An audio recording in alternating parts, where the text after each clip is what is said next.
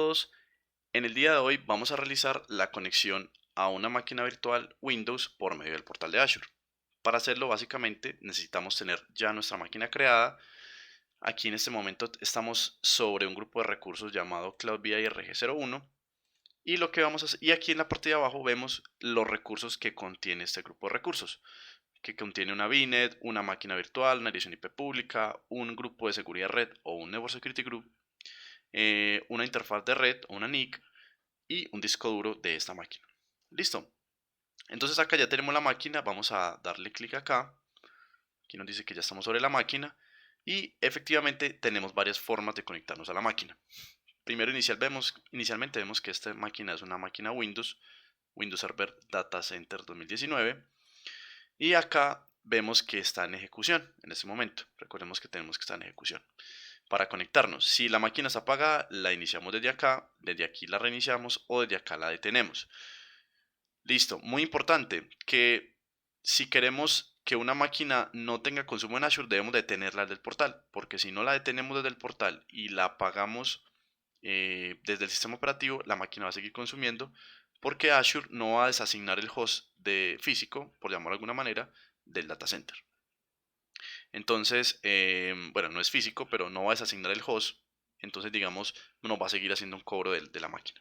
Listo, para conectarnos, entonces podemos hacerlo por aquí, en conectar por RDP. También podemos ir a esta opción que está acá, que es lo mismo que estamos viendo acá. O podemos copiar la dirección IP pública, abrir una sesión de escritorio remoto y conectarnos. En este caso vamos a darle conectar por aquí, vamos a darle en RDP, teniendo en cuenta que es una máquina Windows. Y luego vamos a, acá nos dice, listo, ¿cómo nos vamos a conectar a esa máquina? ¿Por la IP pública o por la IP privada? En este caso nos vamos a conectar por la IP pública. Y nos dice que por qué puerto, en este caso es el puerto RP 3389 y nos dice que si queremos descargar un archivo RP, entonces vamos a descargarlo. Desde aquí también podemos probar la conexión a la máquina, hacer el troubleshooting. Aquí ya descargó un archivo RP, vamos a darle en abrir archivo. Aquí ya vemos que tenemos una conexión de escritorio remoto, vamos a darle en conectar. Nos va a pedir credenciales, aquí lo que vamos a hacer es colocar las credenciales. Como son credenciales locales, le ponemos /, el usuario administrador que habíamos creado era Cloud BI y la contraseña de administrador. Como vemos, aquí ya nos está diciendo que nos vamos a conectar a la máquina.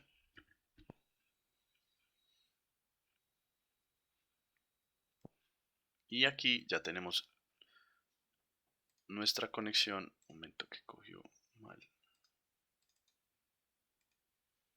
Ahí sí.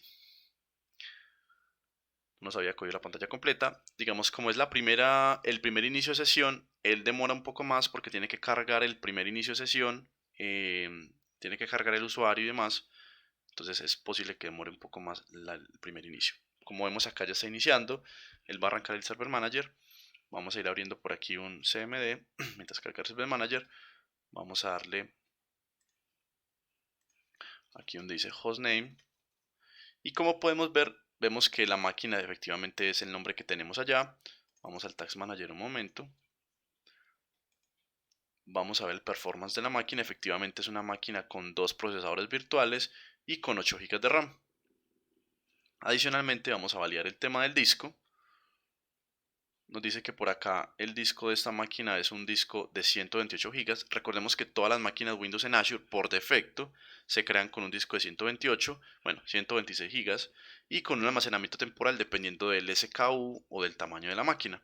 Recordemos que aquí no es recomendable almacenar archivos de ningún tipo, no es recomendable guardar archivos en esta unidad porque cuando desasignemos el host, es decir, cuando detengamos la máquina y la vamos a arrancar, es posible que esta información se elimine. Por ende, es importante no hacerlo. Aquí tenemos el disco entonces de 128 GB.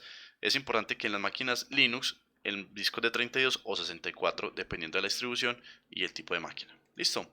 Entonces en este caso validamos, ya aquí tenemos el Server Manager y como podemos ver la máquina no tiene ningún rol creado, la máquina está totalmente en blanco.